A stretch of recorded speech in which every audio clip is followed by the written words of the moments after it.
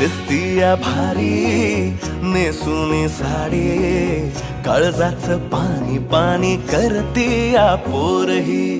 आता क्यूट वाली गावरान बोली, खट्याळ थोडी माझ्या काळजाची चोरही.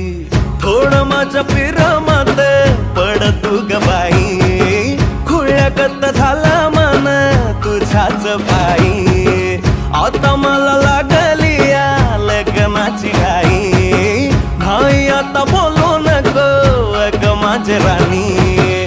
होशील का या पठ्याची सोबर घरवाली.